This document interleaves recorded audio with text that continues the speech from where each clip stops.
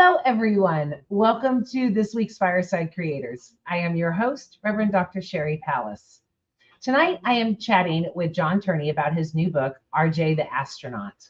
I think it has a lot of good life lessons, so we're going to chat about those. Please remember to keep all comments and questions related to the show topic and that this is a safe space.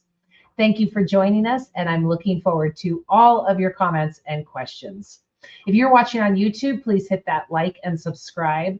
If you're on Facebook, grant StreamYard access so we can see your name when you have a comment or a question. Thank you for welcoming us into your home and joining the conversation. I appreciate you all. Okay, I have some big news. For the past 6 months, I have been working on a follow-up course for my book. Before my book was released, many people told me that I should do a follow-up course. The idea stumped me.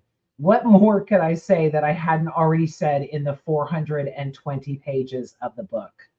Then, after releasing the book, my launch team unanimously said that I needed a follow-up course, and I finally took the idea seriously. But what to say still stumped me until I had an idea, which I think was kind of brilliant. The idea was to have people who helped me, influenced me, and that I simply respect to go deeper into We Have Ruined God's topics. I say in the book, if I went any deeper, most of the topics, the book would have been 1,000 pages and possibly never finished. I covered a lot. I wanted to go down the rabbit holes of every doctrine that allowed or promoted hate, division, or supremacy. I needed to see if any of it was valid. Spoiler alert, none of it is. But it was more than a 25-year journey, and you probably don't have that time, which was the book's purpose. But I was stumped at what more to say in a follow-up course.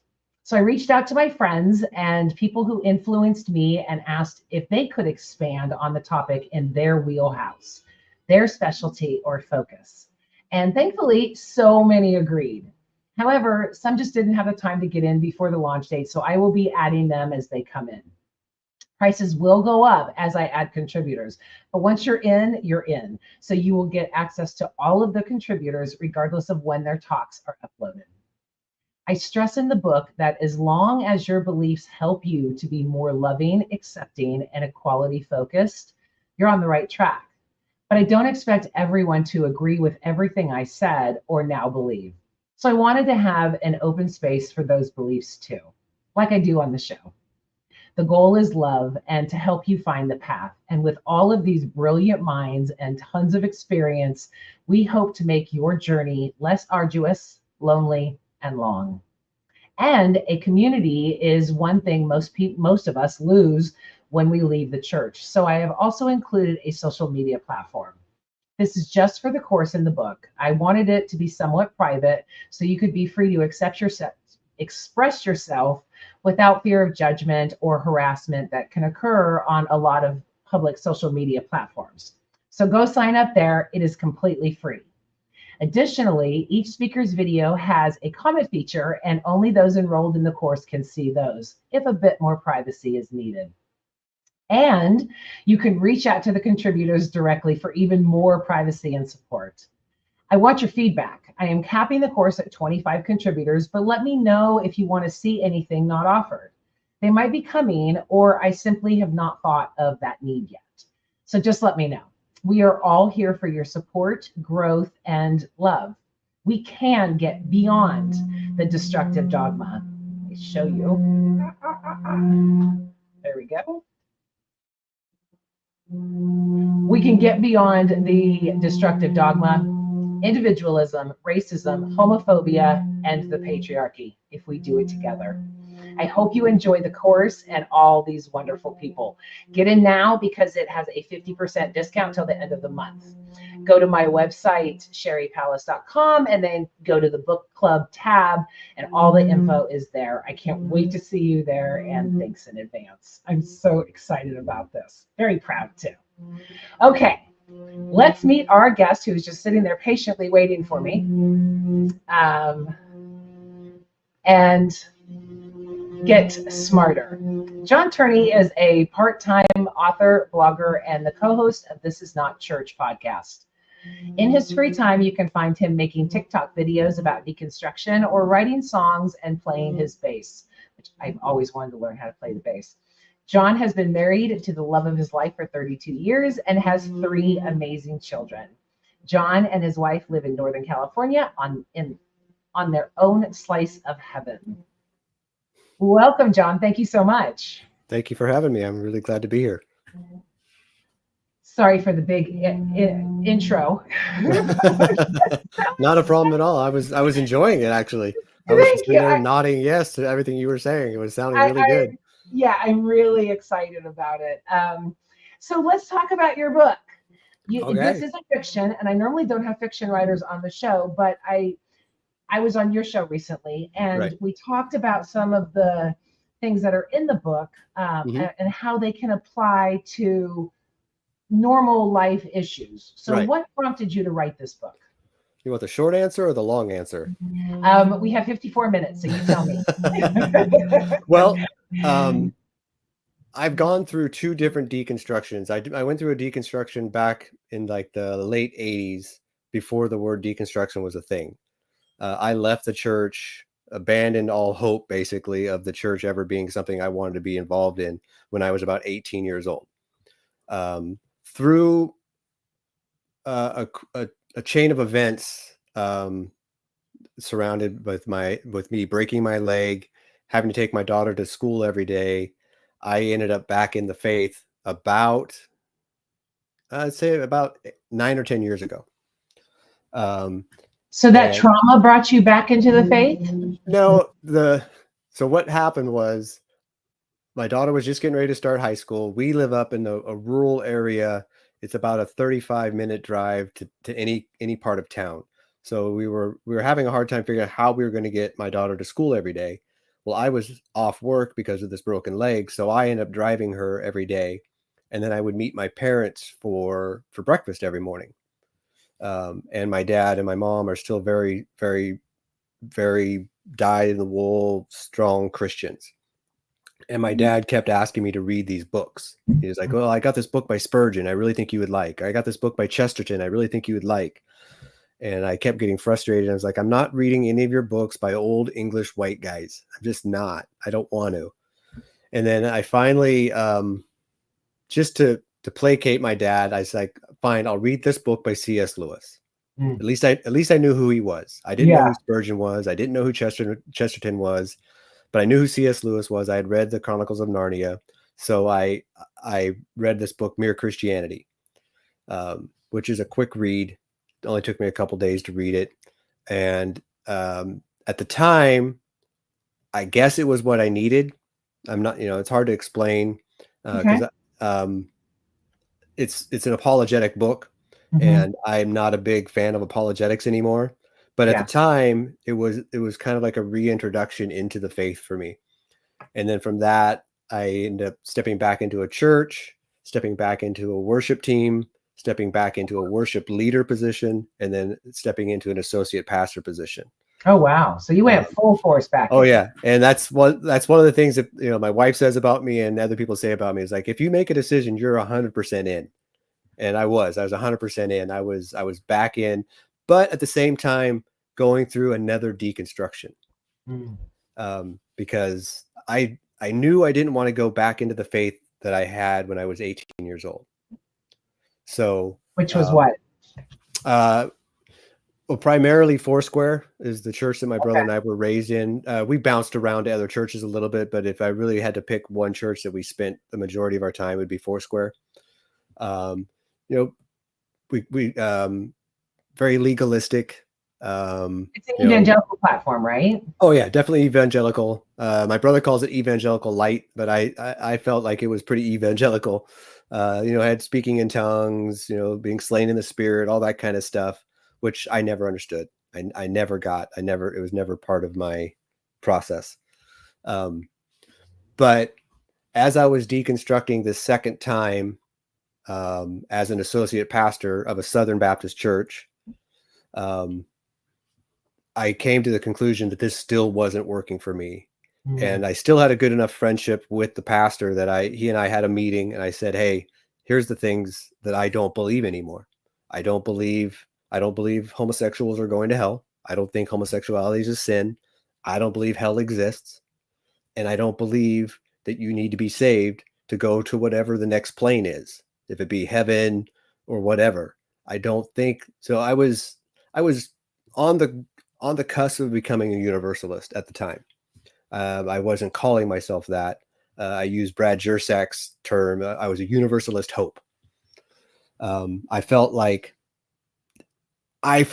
God would do everything in his power or their power to save everybody. But as a normal parent would. Yes. And I think, in the expanse of between me being 18 years old and me going back to church, I had 3 kids. So yeah, I mean, a completely different point of view of what a God would be, right? Right. And if I wouldn't damn my children to hell for mistakes they made, why would I think a God would? Exactly. And we talk about this all the time, right? Like, I cannot be a better parent than God. Right. It can't be possible. Right. It just can't be. So as I'm stepping away from the church for the second time, I realized that I had been using the Bible to defend my points of view, be it that homosexuality is not a sin, that universal salvation is a thing, all of these things. But I was just doing the same exact thing that they were doing. Right. I was cherry picking just like they were cherry picking. Right. I was like, you're going to cherry pick a verse, I'm going to cherry pick a verse, and I'm going to, damn the torpedoes, I'm going to prove you wrong. And I was like, but what am I doing? Am I proving anything laughing to so hard anybody? because I relate, by the way. What's that?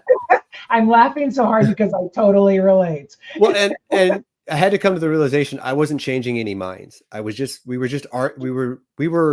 were arguing for other people's entertainment, I guess, because I wasn't going to change the mind of the people that were angry with me, and they weren't going to change my mind. So I decided, you know what?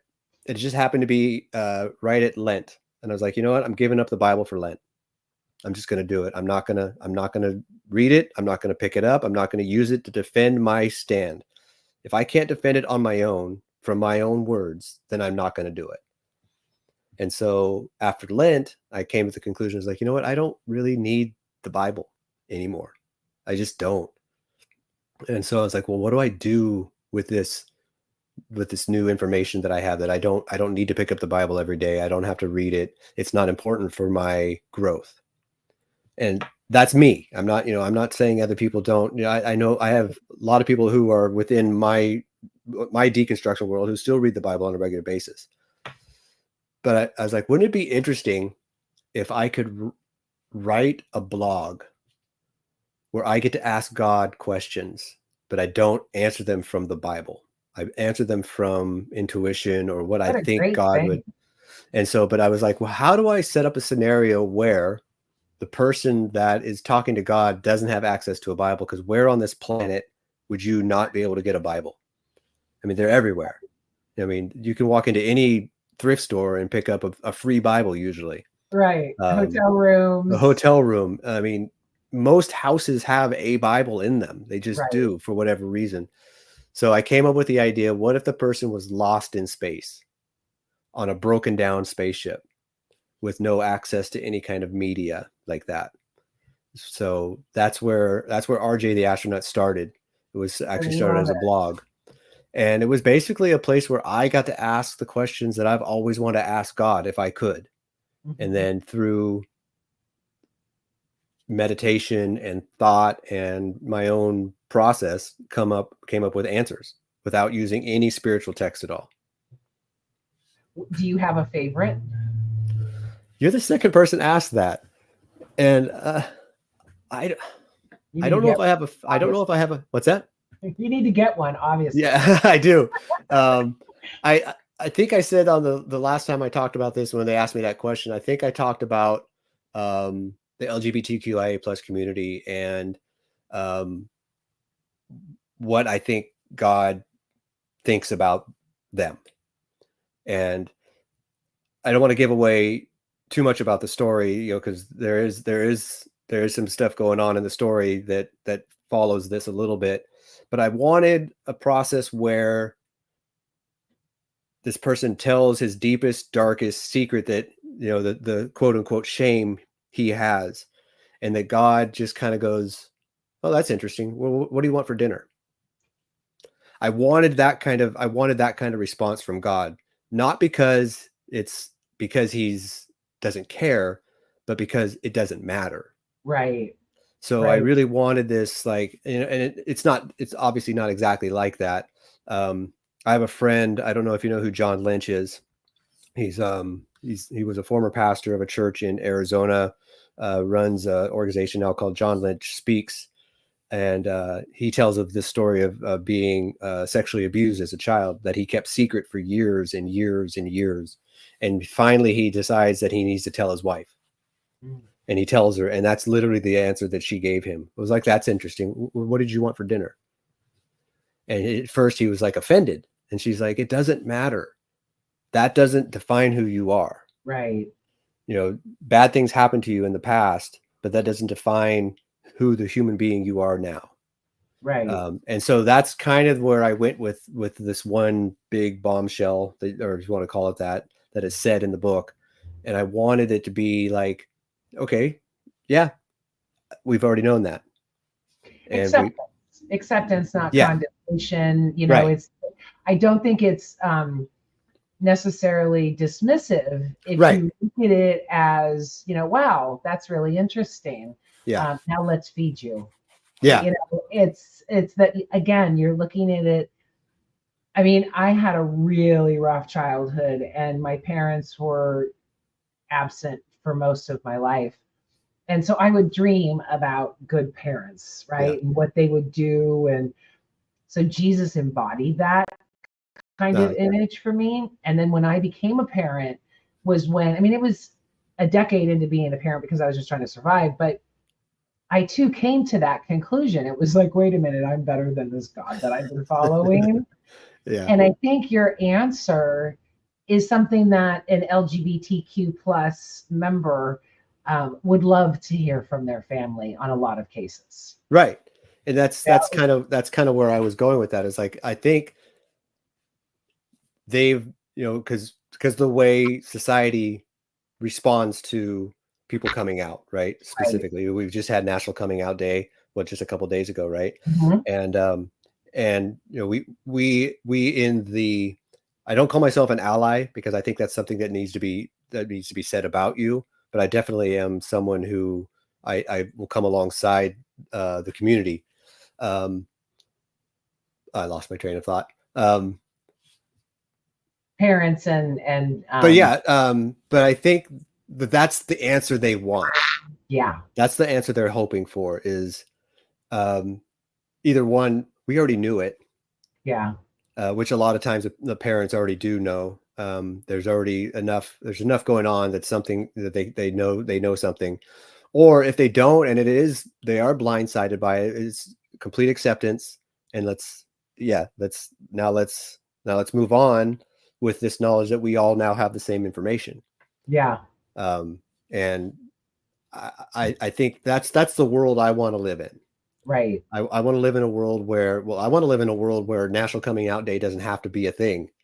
right, I want to live in a world where it's just, I mean, and all three of my children, they're all straight, but all three of them, as they were getting older, was like, if you ever have anything to tell us, about your sexuality, we are always open to anything you need to tell us, no matter what. I mean, it doesn't change anything at all, period. So, yeah. I mean, I have joked so many times that I never had to come out, as a straight right. woman, you know. Yeah. But a girlfriend of mine and I had a conversation a few months ago, and I was telling her, like, man, I just sometimes wish I could be gay, but I just can't. I really, I think life would be so much easier. And her response was, "It's okay to be straight, honey. It's okay." And I just cracked up. I'm like, "Oh my God, is this my coming out speech?" But it's like we just don't have those conversations Right. in the Right. heterosexual world. And then to demand or ask or anything for someone else to reveal their sexuality, I hope goes away with just completely just goes away. Right. I've never known, or I've never thought that it was my business as to who someone was sleeping with Right. to begin with. Right. If you want to tell me some dirt and some details and stuff like that, then, hey, let's talk. But, I know our brains need to wrap around something that we view differently. Right. And a lot of people go to fear as opposed to inquiry, to say, Yeah. hey, tell me more about you, tell me more about you, how you've been feeling this time, not sharing this information, all of those things. And that's interesting. And when you say, let's have dinner, I automatically think of The Last Supper. And everyone who watches the show knows that I have different views now. But again, it's the feed you. It's the, it's the warmth. It's the, right. Come in and have a meal. Well, and, and even within my connection with the LGBTQIA plus community, there have been steps that I've had to like reevaluate my own prejudice, my own bigotry. And one of them was with trans rights. And using the correct pronouns.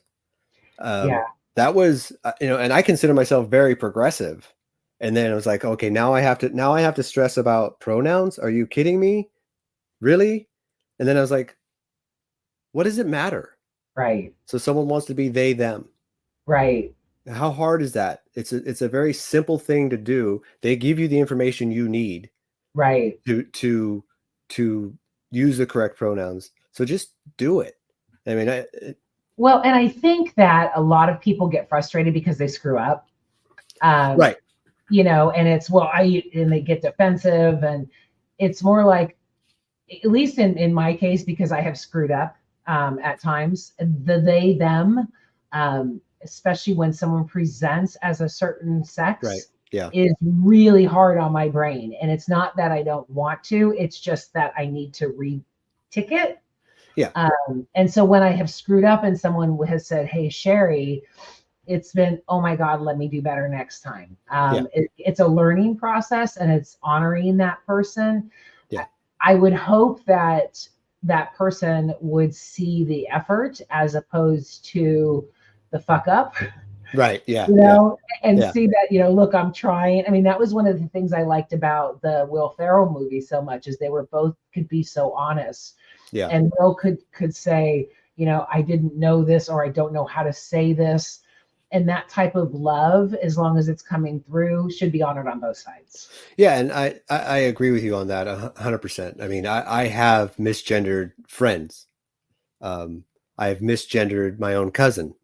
And then went to them and apologized. Yeah. And I was like, and they know where it's coming from. They know if you're doing it on purpose, or you're doing it to be hurtful, or if you're doing it because you just flat out made a mistake. Right. And it's where your heart is when you're going through the process. Also, it's the same thing with like the Black Lives Matter movement, right? I mean, right. As I stepped into some kind of allyship with that, I blundered and I blundered and I blundered and I blundered, and and I was corrected. Yeah. Right. And I was corrected out of love, and I was corrected out of like, hey, if this is really what you want to do, right. then here's the mistakes you have made.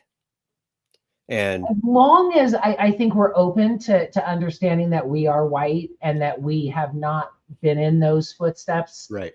And again, they are open enough to not say, well, you're white, fuck off. And they're right. willing to stand in love and help us come along. I mean, because I'm okay with being an idiot. I'm not okay with being a repetitive idiot. Yeah. I if I screw up, I'm sorry, and I don't want to do it again. Right. And it dawned on me, and I don't mean to minimize the situation in any way, but I hate being called sweetie. I hate it. I feel it's demeaning. Right.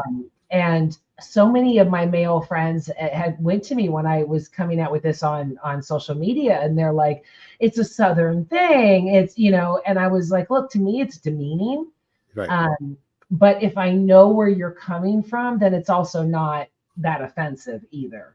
So I Right. think it might, and then some people have slipped and went, okay, sweetie, and then went, I'm sorry, and I'm like, no, it's okay. But I don't want someone going, okay, sweetie. Right. And I think that's the same attitude when someone refuses to do the pronouns too. Right. Right. With our podcast, my brother introduces both of the co-hosts. So he introduces me and he introduces Bethany, and we didn't even Nat and I didn't even realize, but he would always introduce her as the lovely Bethany.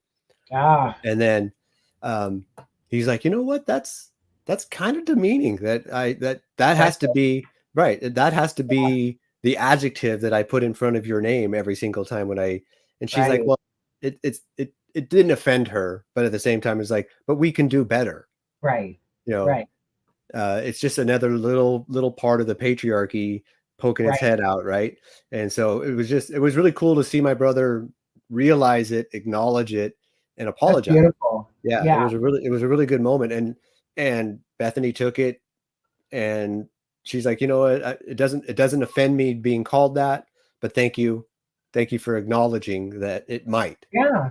and I think that's important. I think it's very important. Or he can just introduce you too as the lovely John. As the lovely, he'll never do that. I'm always the slightly less attractive brother.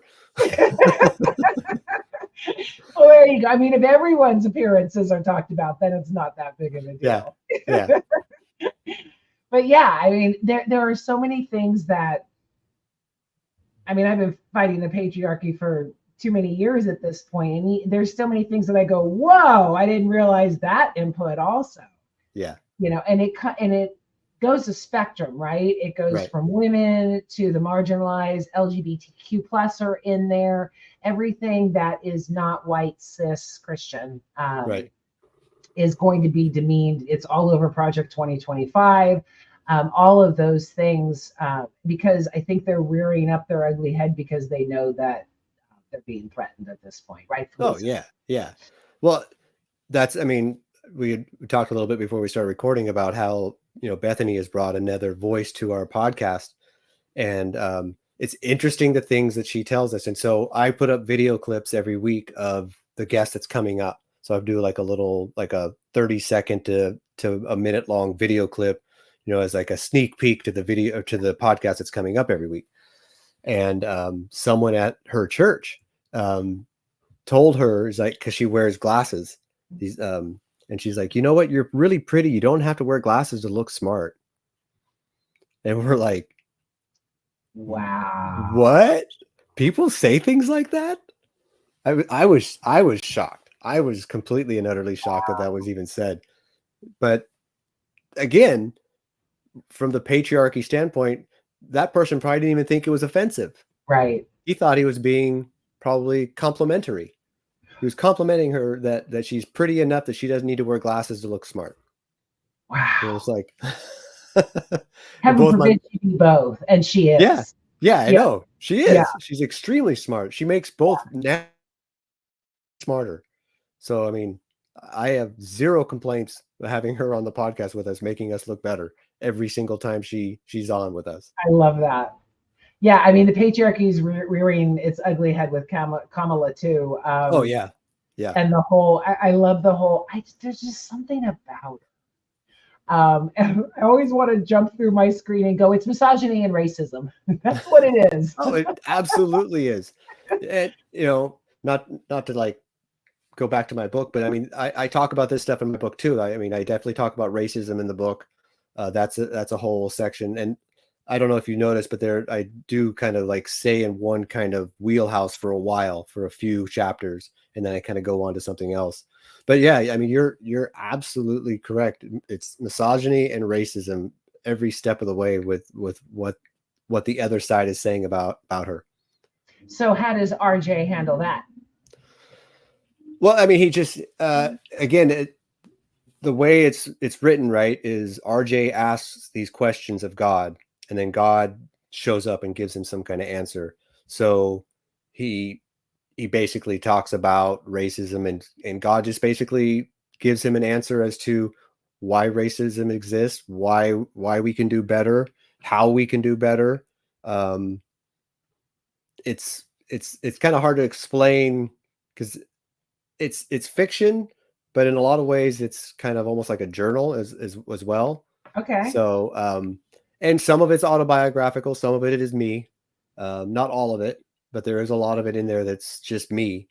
And I just thought it'd be interesting to put it into a fictionalized character. It gave me a little bit more freedom to expand the person than if it was just me writing like a memoir.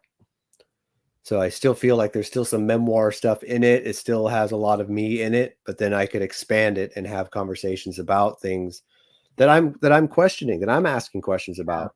Like, how do I deal with people in my family who are racist? How do I even come have a conversation with them, right? Because what I'm learning as I'm taking these steps is I still got to find a place where I can come to even them with love. Yeah. And that's difficult because if I have someone in my family who is openly racist, openly anti, very homophobic, these are things that I have to address, but I want to address it from a place of love.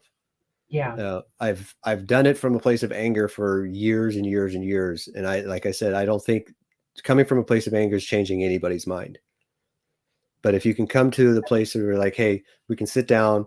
I'm going to talk to you from a place of love. We're going to have a conversation. I'm not going to back down from my point of view. Right. I still, this isn't a place where we're going to agree to disagree. Right. These are, we can agree to disagree on what kind of coffee creamer you like. We can agree to disagree. What's that? Or clothes. Yeah. Or like we're in the season right now. We can agree to disagree that pumpkin spice is a horrible, awful thing. Never had it. Neither. Well, I have, and I don't like it, but okay. but we're in that season, right, where people love it. Yeah. Well, and so I can agree to disagree on that, but I'm not going to agree to disagree on something that puts my LGBTQIA plus siblings, my BIPOC siblings in harm's way. I won't. From my personal experience, and I say in the book, my dad was a huge racist. That side of the family is, and in fact, one of his brothers justified atrocities because I have a mixed race son. And I can proudly and happily say now that the next generation of Pallises are mostly Black. And I think that life has a way. I think of Cheney, that, Dick Cheney was all against LGBTQ until his daughter came out. Right. Nancy Reagan with AIDS and all of those things. Unfortunately, some people have to experience it personally in order to have that experience. Yeah. I wish my dad was alive to see all of his Black family.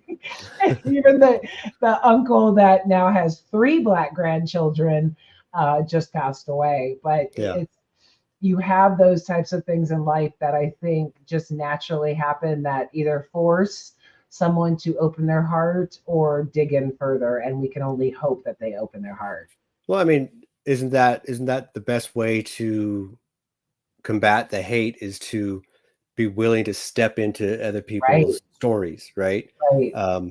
I always talk about, back when I was 18, and one of the first things, one of the first nails that dropped for me as I was questioning God and the church and Christianity itself was the way they treated my gay friends, which I met by mistake by being invited into a local theater group to do a musical, and ended up doing this musical with a bunch of the gay community.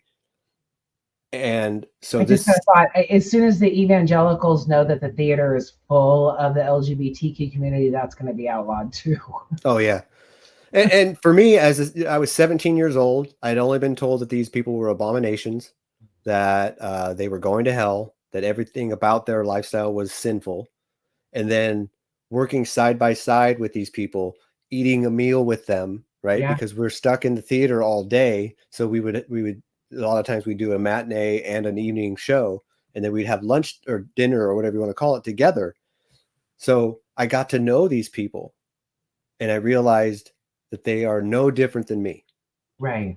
They have the same fears I have. They have the same desires I have. They want to be loved. They want to be accepted. They just want to be accepted for who they are. Right. And so Like we that all was, yeah, yeah. So that was back when I was this naive 17-year-old. That was one of the first things that I started really questioning. And then from that it was, okay, well, if I don't believe that these people are going to hell because of who they love, how do I say that this person, because they believe in a different God than I right. do, are going to hell? So that was the next step, is like, well, because of my accident of birth, I was chosen to be following the correct God. Right. And it, as a 17-year-old person who was, I would say, a devout Christian, I went to Saturday night service, Sunday morning service, Sunday night service. I was at youth group. I was at any organized event, right? Week. Yeah. Yeah. If I had been born in India, I would have been just as strong a Hindu. Right. Because that's who I was. If I had been born somewhere in the Middle East, I would have been just as strong of a Muslim. Right. And so by accident of birth, I got the correct God. I have a really hard time believing that the God of the universe has picked one group of people to be the ultimate saved group, and everyone else is out. I've been recently going through this frame of thinking and looking back into my life, and I remember the last time I used to cry on 4th of July, and the fireworks would be going off, the national anthem, and I would be like, I'm so blessed to have been born here, and feel so superior. Yeah. And just, oh, this is better. And I look back now and go, did I lose my patriotism because I lost my evangelicalism? Or do I actually love my country more because now I see its faults and how we want to fix that? And the continuity in doctrine varying so much. I mean, you were in California learning this, right? Yeah. So I was just down the road from you in the Bay Area, where they couldn't be anti-gay.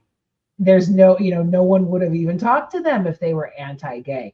So there was no continuity in doctrine or hate or anything like that. So we could be 300-400 miles apart, and you're hating the LGBTQ plus, and for us in the Bay Area, it just was a non-point. Yeah. It is more so now because that hate has spread. Yeah.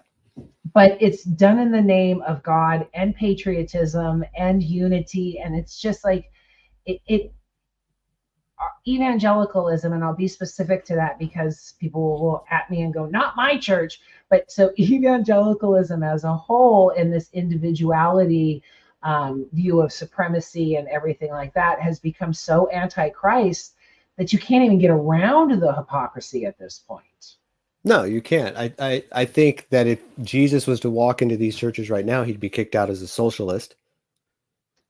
For or sure. A brown person. Well, yeah. I mean, there's that as well. Yeah. Yeah. I don't know if you've seen this. There's a shirt that has a picture of Jesus on it, and it says, and the quote on it is, "I never said that." Yeah. I've been wanting to make a new shirt and with the same white Jesus, but the quote on the bottom say, "I never look like this." Right. Because he never did. He wasn't white. They totally transitioned Jesus and then hate transitioning with trans. Yeah. Yeah. But I forgot where we were going before that. On a total tangent. I'm sorry. No worries. So what do you hope the reader walks away with in reading this book? The biggest thing that I hope people walk away with the book is that it's okay to ask questions. I love that. Because going back to when I was younger, there was a time where I came to the conclusion that I couldn't ask questions in church. Mm-hmm. And this has been talked about on our podcast a few times. I've talked about it on other podcasts. But when I was like 8 or 9, my parents were actually called into the pastor's office. and told to talk to me about all of the questions I'm asking in Sunday school, and that maybe that's not the appropriate time to ask these questions. To my parents' credit, they didn't tell me about this conversation for years. I was an adult before I even heard about this conversation. Wow. So they never, but I mean, children are smart, they're intuitive. So I got it Yeah. that the questions were not appropriate. They weren't being accepted. And they were kids' questions. They weren't like deep theological questions. Like I wanted to know who Abel married. Who did from Adam and Eve have kids, Cain and Abel, right? Or not Abel, but Cain, sorry. Who did Right. their kids have kids with? Right. Right. I have the same questions. Yeah. And what about the dinosaurs? Right. Where did the dinosaurs go? Because my parents were never young Earth creationists. I never got that from my parents that, the planet's 6,000 years old. And so the dinosaurs must have lived on this planet at the same time as humans at some point. Yeah. Or they're just fake, which Right. that's another whole story. Right. I actually worked with somebody who don't know the ways of God. Yeah. Well, I actually worked with somebody who believed that dinosaurs were not real. And I know a few. And his point was, have you ever seen a real dinosaur bone? I was like, well, no, you're right. I haven't. I've seen the ones they've made from the cast, but you're correct. I have never seen a real one, but I have a hard time believing that there's been this huge conspiracy over the whole planet about dinosaurs. But I'd anyway, like to know if you've ever seen a talking snake. Yeah, exactly. I've never seen a talking snake. I've never seen a burning bush that isn't consumed. I've never seen. Yeah, there's a lot of miracles or whatever you want to talk about, right? That I've never seen, but we're supposed to just take them hook, line, and sinker. Like, hey, this absolutely happened. Right. My degree is in comparative religion, and one of the things that I discovered and loved the most was the Jewish questions. Yeah. I also realized that there's questions led to 613 commandments, but in order to separate the religions and to go questioning was demeaned, to be separate from the Jews. Same with incense, same with candles and yoga and all of those types of things. Yeah. But I love that the foundation of Judaism is to ask the questions, is to wonder, is to say, we may not know, because that is completely void in evangelicalism and a lot of Christianity. Well, and you see that through Judaism a lot, and you have like these teachers or teachings, right, that will vary a little bit because they do have these moments where they sit and they question and they go over these different dogmas, and they might come up with a different conclusion for them. And I think it's okay. But God forbid anybody within the specifically evangelical fundamentalist church ever doubt what the person up at the pulpit says. Right. That person is the conduit to God, and we should never question anything that person says. I mean, it's asinine. It's elevating humans to that role and giving that much power has caused every atrocity on this planet in all of history. Well, and the sad part is, as my brother and I were going through our deconstruction and we're reading the Desert Fathers, and we'd bring up some of the stuff to pastors that we know. It's like, well, what about this? And they were like, I don't know what you're talking about. And I was, and I'm not trying to pick on anybody. I think a lot of people go through either like a Bible school or seminary, but that's what they take, and what they learn there is what they use, and they use that from that point on. But I was shocked how many times I would bring up something like, well, Athanasius said, or Gregory of Nicaea said. You're like, yeah, I don't know what you're talking about. Wow. And 20 years ago, I didn't either. Right. Because I wasn't told to read these people. I was told to listen to what the pastor said. We don't know what we didn't know. Right. And that was one of the things that, like, when I was going through my journey, and I lost count of the what the fucks. I mean, there are some really seminal moments that I will never forget, like uncovering the racist, in the Curse of Ham, of course, that I was never taught. All of the different things, the punishment of women for menstruating and for having a baby. I mean, and I like to, again, dwindle it down to when I first started dating my ex, he went grocery shopping for us. And I said, be sure to get the toothpaste without the black at the bottom, because that has chemicals in there that will kill you.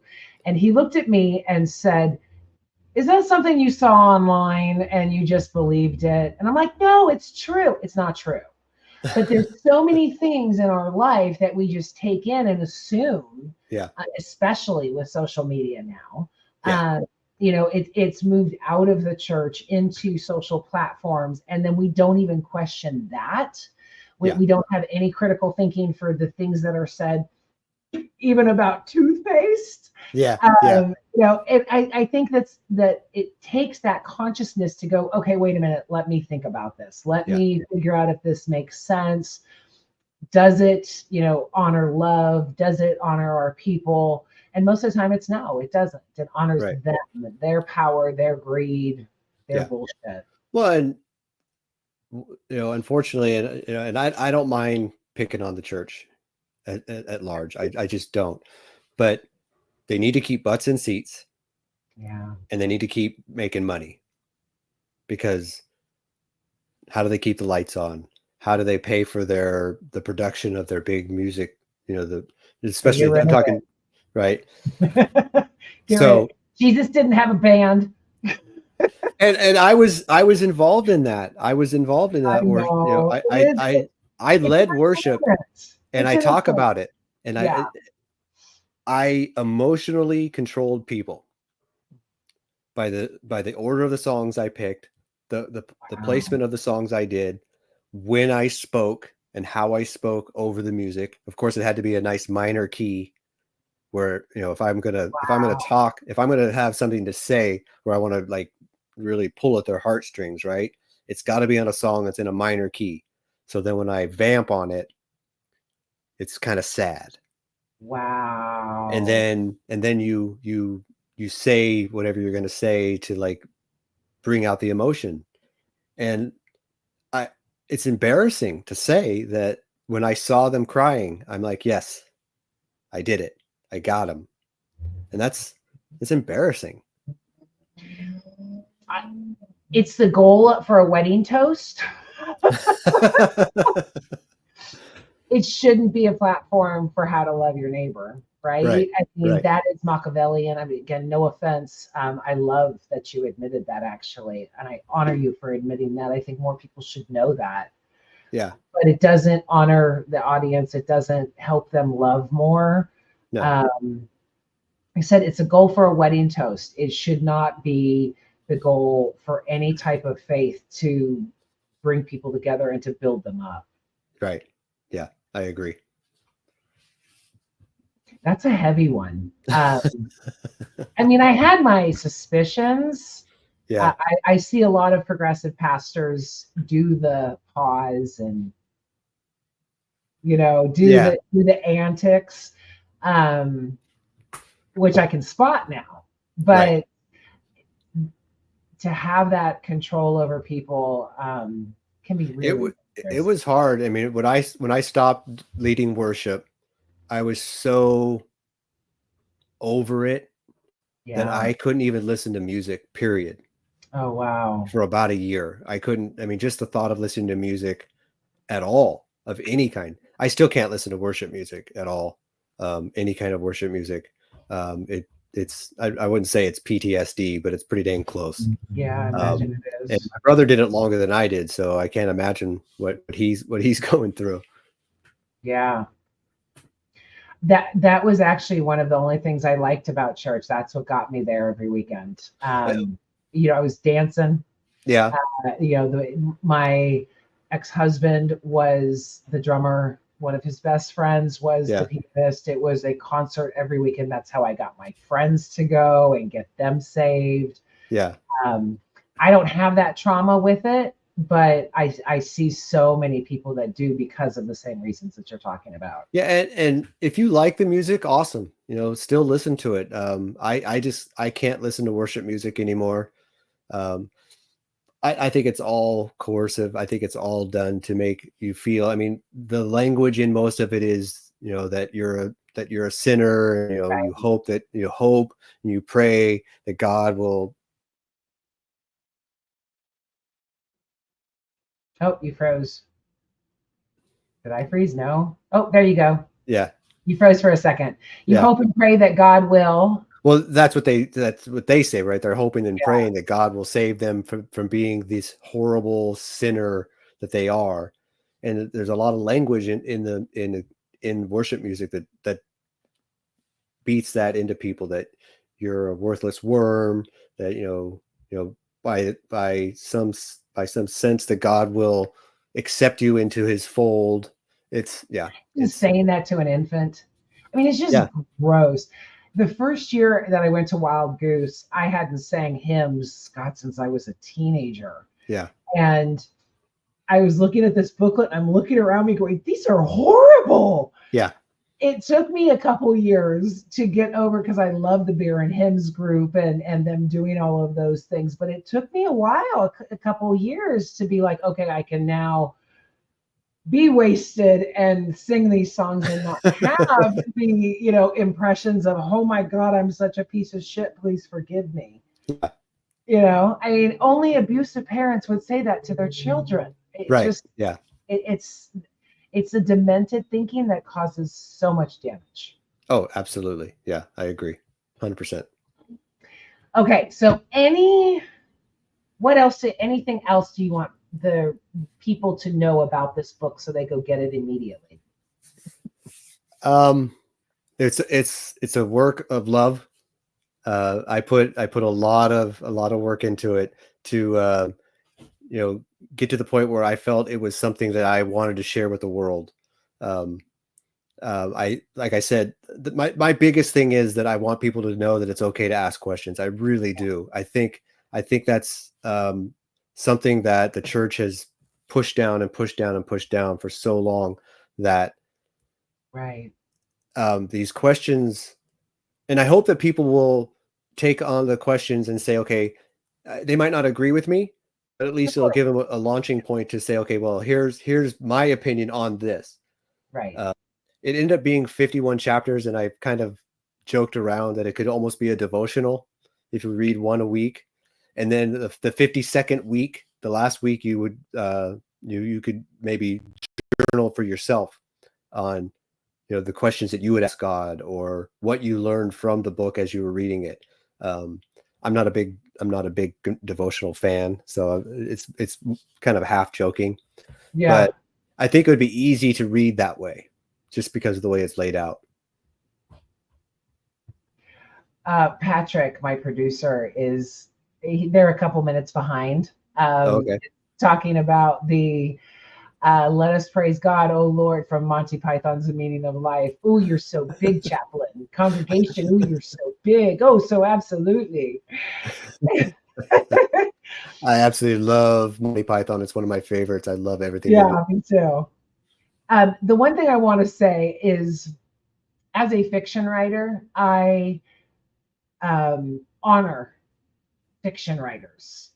I don't know how you bring the worlds into the stories and the people and all of those things.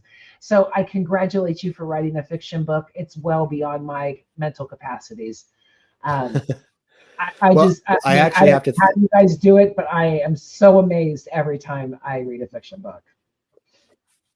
I would say one thing that helped me a lot is I had an amazing editor. Mm, So was not afraid to tell me when things didn't make sense and I had to there you rewrite go. it. So as I said earlier, it started out as a blog, but a blog doesn't really, you can't take a blog just as it is and make it into a book. Right. So there was a lot of rewriting, a lot of kind of going over, and then my editor saying, okay, this doesn't make sense. What are you trying to say here? And then my publisher at the same time, give them the book and they're like, nope, with these big circles. Nope, this doesn't work. This doesn't work. So, and one of the things was to make it believable, right? That you would believe that this person is in space, is in the spaceship, is alone, is dealing with not only these, is he going crazy or is he talking to God, first of all? And then second of all, is he going crazy because he's all by himself on this ship that's meant for multiple people? So it was arduous but fun, and I'm really glad that I was able to do it. It sounds like it would make a great movie.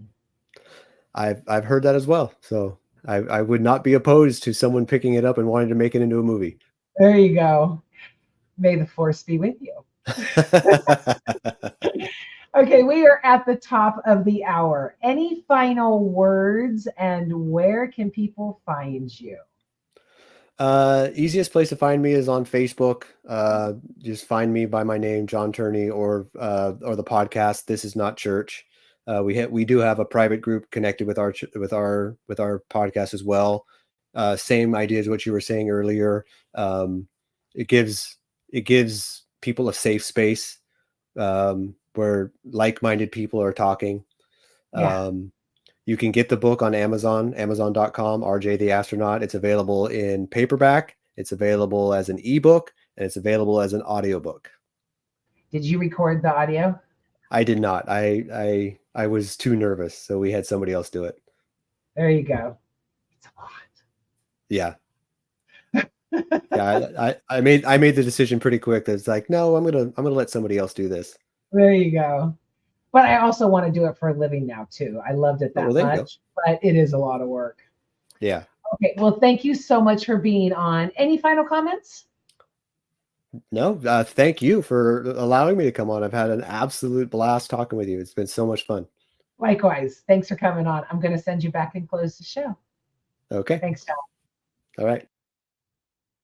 Another great show. Thanks so much. And my thing isn't working. There we go. I always give myself away. Thank you so much for watching and your input. Thank you so much to Patrick Young for his continued support as the show's producer. Next week's show is with Science Ambassador J.D. Stillwater, who is also in my course. We will be covering his thoughts about the science chapter in my book. It's going to be a great show. He and I had a really long conversation and walked through things. It's going to be awesome. If you like the show, share it, subscribe, all that good stuff. Thanks again for watching. And as always, have a wonderful week and walk in love. Mwah.